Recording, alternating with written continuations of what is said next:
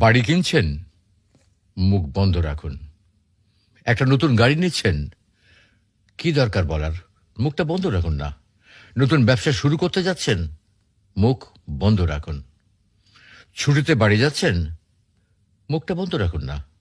নতুন কোর্স শুরু করছেন, হ্যাঁ ভালো কথা, দয়া করে মুখটা বন্ধ রাখুন। চাকরিতে পদোন্নতি হবে, খুব ভালো কথা, এটা জাহির করার তো কোনো দরকার নেই, মুখ বন্ধ রাখুন। একটা কথা বলি, জীবনের বড় বড় মুহূর্তে আমাদের মনে হয় প্রিয়জন বা বন্ধুদের জানালে খুশি হবে, মনে হয় সুখ ভাগ করলে দ্বিগুণ হয়।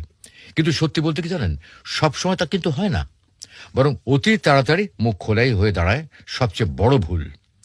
আমাদের স্বপ্ন আসলে একটা বীজ।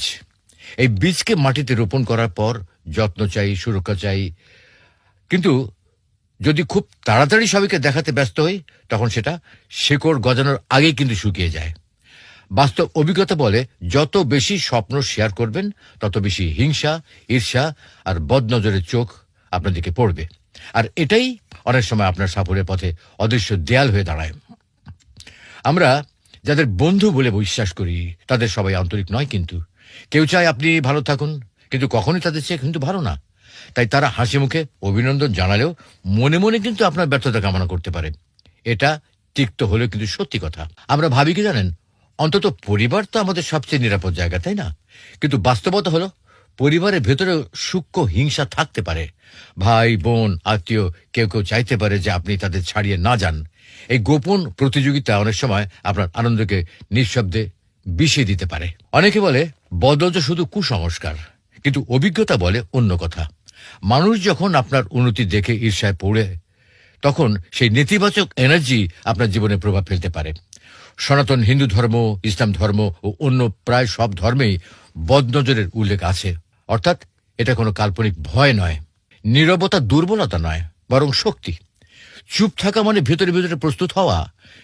একটা কথা চিন্তা করবেন, কৃষক যেমন বীজ রোপণের পর প্রতিদিন হাটে গিয়ে ঘোষণা করে না, তেমনি বুদ্ধিমান মানুষও নিজের স্বপ্ন গোপন রাখে।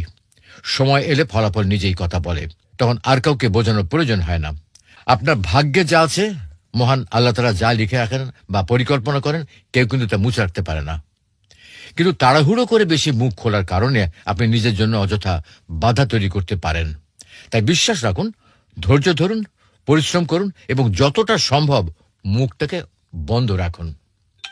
মনে রাখবেন, স্বপ্নকে আগে ভাগে প্রকাশ করা মানে তাকে দুর্বল করে ফেলা।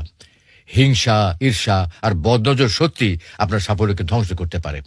তাই যখনই জীবন আপনাকে কোনো বড় সুখবর দেবে, নতুন বাড়ি, গাড়ি, বিয়ে বা পদোন্নতি, তখন আনন্দে চিৎকার না করে নীরবে উপভোগ করুন।